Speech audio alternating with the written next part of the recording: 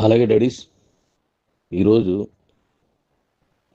Sunday కావడం వల్ల plus నేను చాలా ఎక్కువ తిరిగాను కాబట్టి 15 రోజులు కొంచెం నేను రోజు మధ్యాహ్నం అంటే ఈవినింగ్ వరకు సెలవు తీసుకున్నాను. అంటే మిగతా ప్రాంతాలకి నేను ఈరోజు రాలేను.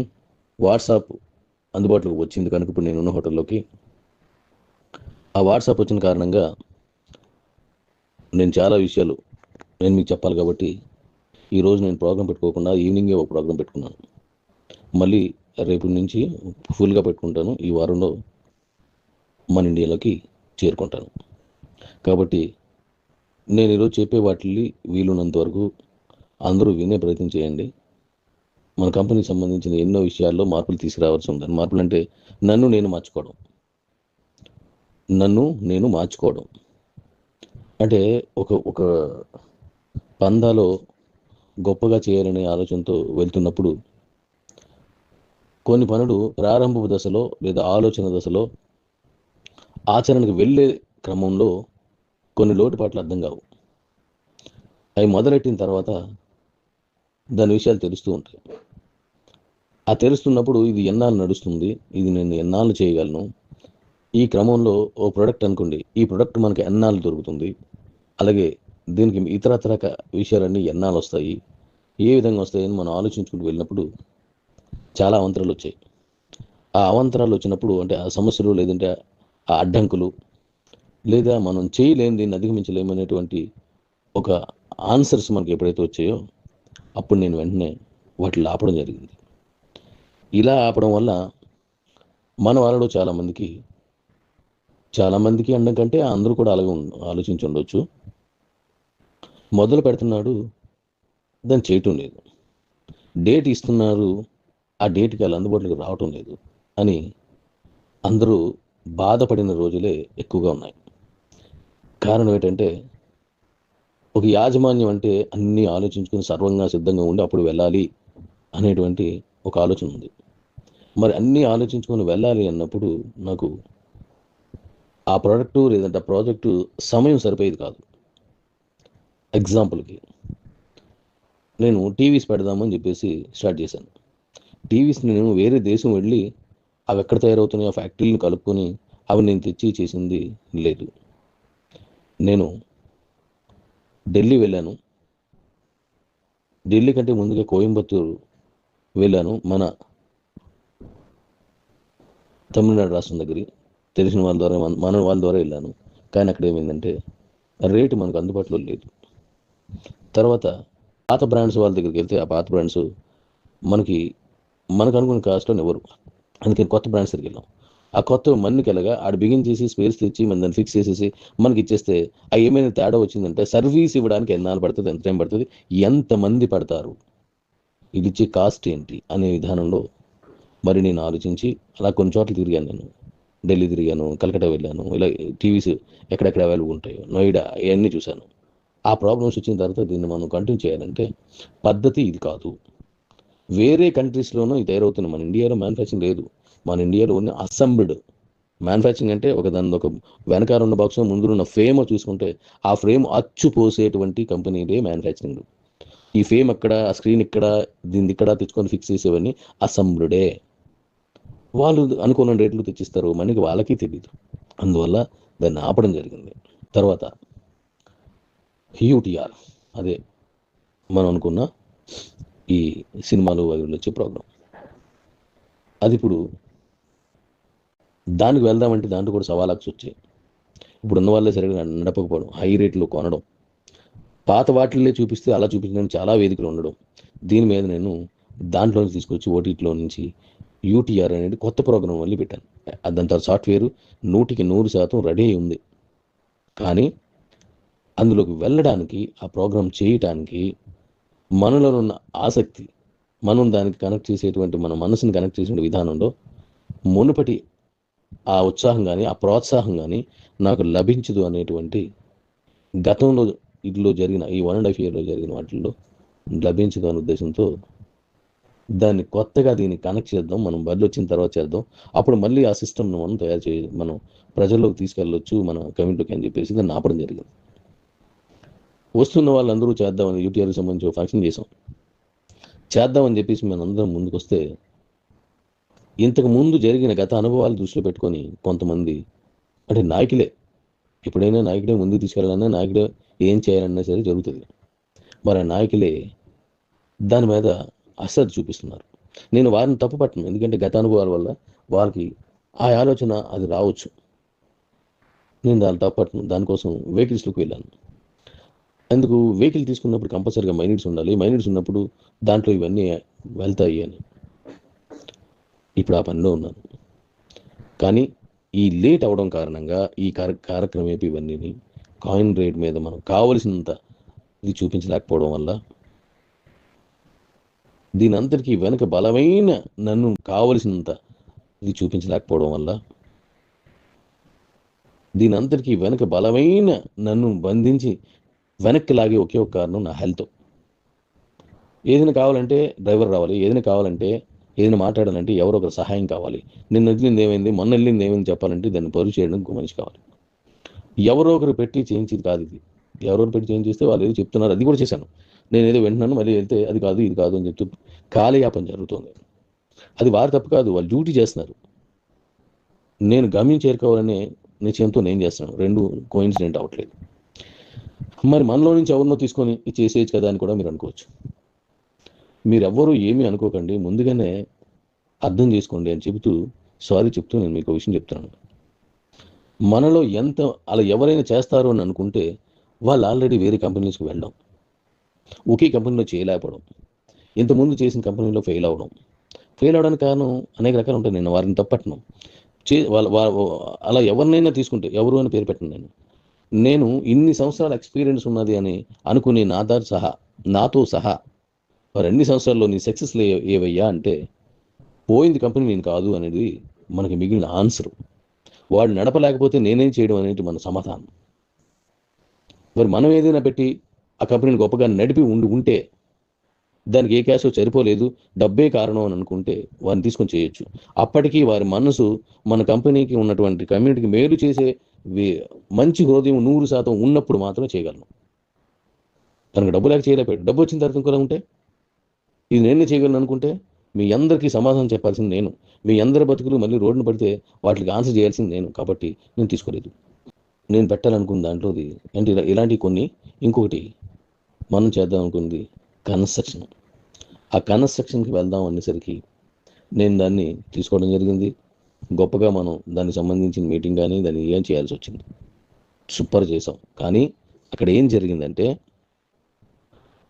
అప్పటి వరకు ఉన్నటువంటి కన్స్ట్రక్షన్ రూల్స్ మారిపోయాయి. రూల్స్ మారిపోయాయి.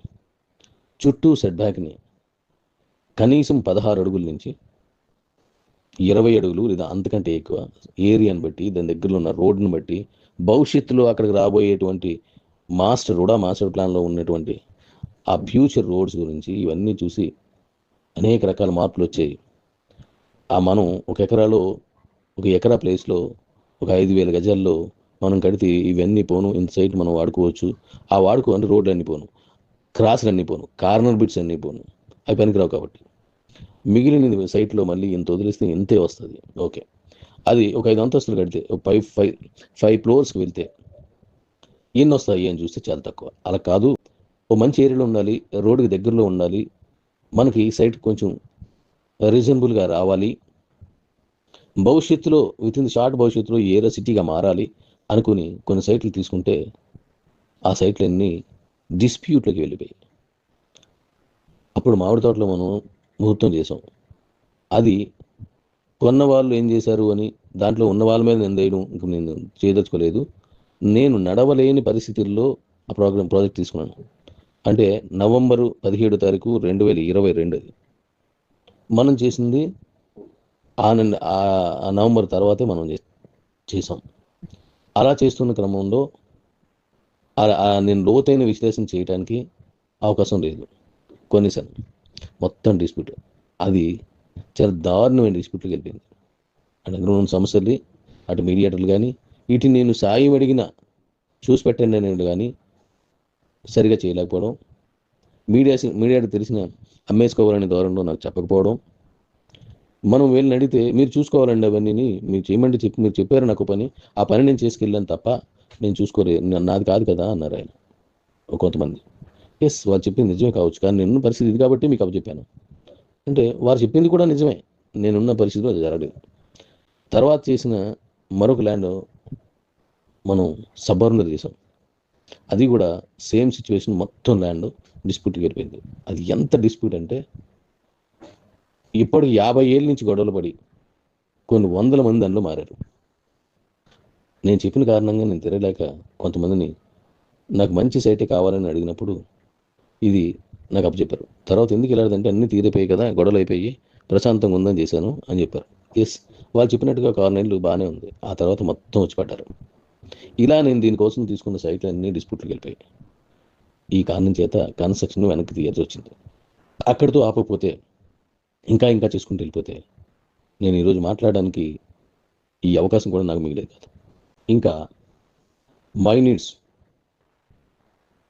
ఈ మై నీడ్స్ ప్రోగ్రామ్కి మనం చేద్దామని అన్నీ రెడీ చేసుకున్నప్పుడు, సాఫ్ట్వేర్ అది నాకు అనుకూలంగా చేసినప్పుడు, ఆ బ్యాంక్ అకౌంట్స్ నేను 2 yearsగా నేను కష్టపడుతున్నాను. ఆ అకౌంట్ కావాలి నాకు, ఆ అకౌంట్ వస్తేనే అవుతుంది. ఆ అకౌంట్ 2 ఏళ్ళ తర్వాత వచ్చింది. ఆ తర్వాత మళ్ళీ ఆ రన్నింగ్ చేసుకునేటప్పుడు మళ్ళీ ఈ ఆర్బీఐ తీసుకున్న ఈ 10 లక్షలకు మించి రాకూడదని దాని మీద వాళ్ళు దాన్ని ఇంకా టైట్ చేసి చాలా ఇబ్బంది పెట్టారు. ఆల్రెడీ రన్నింగ్లో ఉన్న వాటికి కొన్ని కండిషన్లు ఏవి ఇచ్చారు, కొన్ని ఆగిపోయి అలాంటివి. అవి నాకు ఎన్ని సర్టిఫికెట్లు అడిగారంటే అని అడిగారు. అది చేయడానికి తలనొప్పి వచ్చేసింది. అంటే చేయాలి, నేనే చేయాలి. ఎవరినో పంపించేస్తే వాళ్ళు ఏదో ఒక కారణం చెప్తున్నారు, ఓకే అయితే బాగుంది ముందుకు వెళ్ళిపోదాం అంటే అక్కడ ఇంకోటి వస్తుంది, అది ముందు వచ్చిన కారణం ఇంకా క్లియర్ అవ్వలేదని వెనక్కి వస్తుంది. అతనికి తలనొప్పి వచ్చేసింది. అంటే చేయాలి, నేనే చేయాలి. ఎవరినో పంపించేస్తే వాళ్ళు ఏదో ఒక కారణం చెప్తున్నారు, ఓకే అయితే బాగుంది ముందుకు వెళ్ళిపోదాం అంటే అక్కడ ఇంకోటి వస్తుంది, అది ముందు వచ్చిన కారణం ఇంకా క్లియర్ అవ్వలేదని వెనక్కి వస్తుంది. అలాగా మై నీడ్స్లోకి వెళ్ళేసరికి విపరీతమైన క్యాష్ అందులోకి డంప్ అవుతుంది. కాబట్టి అది జాగ్రత్త తీసుకుపోతే అప్పటికే అకౌంట్స్ అన్నీ క్లోజ్ అయి ఉన్న కారణంగా మళ్ళీ వాటిని వినిపించుకోవడానికి ఇటు రీజనల్ ఆఫీసు, జోనల్ ఆఫీసు, లేదా హెడ్ క్వార్టరు, అక్కడి నుంచి మళ్ళీ దీన్ని ఆపరేట్ చేసే ఢిల్లీ వరకు వెళ్ళి వాటిని తీసుకోవాల్సి వచ్చింది. మరి మళ్ళీ ఇప్పుడు అలా చేస్తే అది మనకు వచ్చిన క్యాష్ ఆగిపోయింది కాబట్టి మీకు ఇవ్వాల్సిన పేమెంట్లు ఆపేసి నేను చేశాను. అందుకే ఆ మధ్యన కొన్ని పేమెంట్లు ఆగిపోయి అప్పట్లోనూ లేట్ అయిపోయి.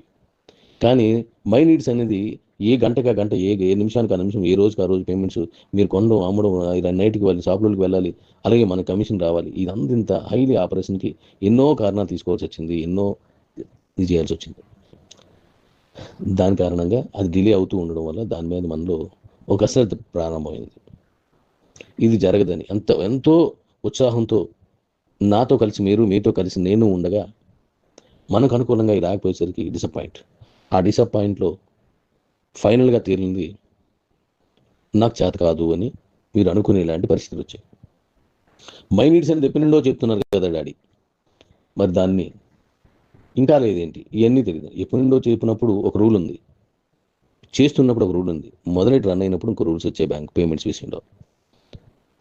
ఎన్నో కారణాలు, రకరకాలుగా తప్పుడు క్యాష్ వెళ్ళిపోవడం, ఈ ఎలక్షన్కి దాని ద్వారా పంపిణీ తీసుకోవడానికి అవకాశం ఉండడం, అంటే ఆ ఎలక్షన్స్ అన్నింటిలో లేవు, ఉన్నప్పుడు గురించి వచ్చి రకరకాల ఎలక్షన్స్ వచ్చాయి మనకి. ఇలా ఎన్నో కారణాలు అనమాట. ఫోన్పే, గూగుల్ పే లాంటి వాటికి చాలా ఇబ్బందులు అయిపోయి ఆగిపోయిన సందర్భాలు ఉన్నాయి. తప్పు అది కావచ్చు, గవర్నమెంట్ తీసుకునే కొత్త రూల్స్ కావచ్చు. ఆ కారణం చేత దాన్ని నేను ఫిలప్ చేయలేకపోయాను. ఇప్పటికీ వారు అడుగుతుందా అంటే ఇంకా ఫైనల్ కొన్ని ఉండిపోయి అవి నేను ఇప్పుడు చేసి తీసుకొస్తే ఎంత నిర్లప్తత, నిరాశ చెందిన మన మనసుల్లో మళ్ళీ మైనీడ్స్ ముందుకు తీసుకొచ్చేటువంటి, అదే హార్ట్ఫుల్గా చేసేటువంటి అవకాశం మనలో ఉండదేమో అనే భయంతో నేను చేయలేకపోతున్నాను. దాని మీద కోట్ల రూపాయలు ఇన్వెస్ట్మెంట్ అయింది. ప్రతిదీ కోట్లలోనే ఇన్వెస్ట్ చేశాను. అవన్నీ కూడా ఎందుకు పనికిరాకుండా పోయినట్లు అయిపోయాయి. సెప్టెంబరు 31 నుంచి మే 16 వరకు మిగిలిన కోపుల్స్ అన్ని వాడేసుకోండి అని చెప్పాను. 23 సంవత్సరంలో అప్పుడు వాడేసుకోండి అని చెప్పాను నేను. ఆ తర్వాత మన డిలే కారణంగా అనేక కారణాలు ఇప్పుడు చెప్పాను కదా, అనేక కారణాలు, ఆ ఎక్స్చేంజ్లో వచ్చిన ప్రాబ్లమ్స్ అన్ని గతంలో చెప్పాను, మళ్ళీ నేను దాన్ని చెప్పదలుచుకోలేదు. అలా చేయడం వల్ల వారందరూ వేరే వేరే కంపెనీలోకి వెళ్ళారు. తప్పు లేదు, డబ్బులు కావాలి, కుటుంబాలు ఉంటాయి, అవసరాలు ఉంటాయి. రోజు 24 గంటల్లో 3 సార్లు భోజనం చేయకపోతే ఆకలి తీరకపోతే కోపం వస్తుంది. ఏదో పని చేయాలి. ఆ పని చేయడం కోసం మన దగ్గర లేనప్పుడు వేరే కంపెనీకి వెళ్ళడం, నేనైనా మీరైనా ఎవరైనా సరే వెళ్ళాల్సిందే. వెళ్ళారు. మరి వెళ్ళిన కంపెనీ కూడా ఏమైందంటే మళ్ళీ సెట్ బ్యాక్ పెరగడం మొదలెట్టింది 16 నుంచి 20కి, 20, 30కి, 40కి, 50కి, 100కి అలా వెళ్ళిపోతున్నాయి అవి. ఆ ఉన్న ప్లేస్లో కట్టాలి. అంటే ఎంత సైట్ పోతుంది మిగిలిన సైట్లో కట్టాలంటే, కన్స్ట్రక్షన్ తాలూకా పుటింగ్స్ అంటే భూమి లోపలికి వేసేటువంటి ఆ పిల్లర్స్ని లోతుగా వెళ్ళాలి, బలంగా చేయాలి, కాంక్రీట్లో మార్పులు రావాలి, స్టీల్లో మార్పులు రావాలి. ఇవన్నీ చేసుకుంటూ హైట్ ఈ మెటీరియల్ అంతా ఆ ఎత్తైన ప్రాంతం వరకు కూడా ఈ మెటీరియల్ అంతా మోసుకెళ్ళాలి. అప్పుడు నేను ఏదైతే తక్కువ రేట్లో ఇచ్చేద్దామని అనుకున్నానో, 10 లక్షల రూపాయలు విలువైనటువంటి బీసీ కాయిన్స్ యాక్సెప్ట్ చేద్దారనుకున్నాను, వాటికి అవకాశం కుదరలేదు. చాలా ఖర్చు అయిపోతుంది. ఇక గవర్నమెంట్ రూల్స్లో చాలా మార్పులు వచ్చాయి అప్పుడు. ఆ మార్పుల వల్ల అసలు మనం ముందుకెళ్ళలేని పరిస్థితి వచ్చింది. ఇలాంటి అనేక కారణాల వల్ల భూ చట్టాల్లో కొన్ని మార్పులు వచ్చాయి. ఇలాంటి చట్టాల వల్ల ఇప్పుడు నేను చెప్పిన పర్యవసానాలు అన్నింటి వల్ల నేను వెళ్ళలేక వెళ్తే చేయలేను అనుకున్నాను, నిర్ధారించుకున్నాను. అందుకే వారి డబ్బులన్నీ వారికి వెనక్కి ఇచ్చాను. ఒక్క పేమెంట్ కూడా నేను కన్స్ట్రక్షన్లోది కానీ టీవీస్లోది కానీ నా దగ్గర లేదు. అన్నీ ఇచ్చేసాను. ఒకే ఒక పేమెంట్ ఏదో ఉందట టీవీస్ది, అది నాకు నేను ఉన్నప్పుడు చెప్పారు, అది ట్రేస్ అవుట్ అవ్వలేదు. ఇప్పుడు చూసేది ఇవ్వాలి ఒక్కటే. ఆయన ఫారెన్ వెళ్ళిపోయారు. అది కట్టేసి 1 lakh కట్టేసి ఆయన ఫారెన్ వెళ్ళిపోయారు. ఈ మధ్యకాలంలో తన తాలూకు సంబంధించిన వ్యక్తితో తన వివరాలు పంపించారు. 99,000 రూపీస్ అదొక్కటే ఉంది. సో అది ఇచ్చేస్తే సరిపోతుంది. ఇక ఇలా నేను తీసుకున్న స్టెప్స్ అన్నింటికి ఇబ్బందికరంగానే వచ్చాయన్నమాట. మరి అలా ఇబ్బందిగా ఉన్నప్పుడు మనం ఏదో ఒకటి చేసి మొదలు పెట్టేసి మధ్యలో ఆగిపోతే డబ్బులు ఇచ్చి అవి కొనుక్కున్న వాళ్ళకి న్యాయం చేయలేక, మన డబ్బులు వేరే చోట ఇన్వెస్ట్మెంట్ అయిపోయి అవి తిరిగి తెచ్చుకోలేక, ఈ పర్మిషన్స్ వగేరే అన్ని పెట్టేసి కొన్ని రన్నింగ్లో ఉండి కొన్ని వచ్చేసి మెటీరియల్ అంతా కొనేసి దాన్ని చేయలేకున్నప్పుడు మనం చాలా ప్రాబ్లమ్స్ వేయాల్సి వస్తుందని దాన్ని నిలుపుదల చేసి వెనక్కి ఇచ్చాను. ఇలా వాటిల్లో ఉన్న సమస్యలన్నింటినీ నేను అర్థం చేసుకొని వెనక్కి తగ్గాను. కానీ ఈలోగా ఆ తగ్గి వాటి డబ్బులు నేను వెనక్కి ఇచ్చేసాను. అడిగి మరీ ఇచ్చాను. కొంతమంది నేను ఉండిపోతే అవి నా కంట్రోల్లో దీంట్లో రాకుండా పోయినా కూడా మళ్ళీ వాళ్ళు చెబితే అవి కూడా నేను ఇచ్చేసాను. పేమెంట్స్లో ఏమైనా ఉండిపోయేమో చూడండి.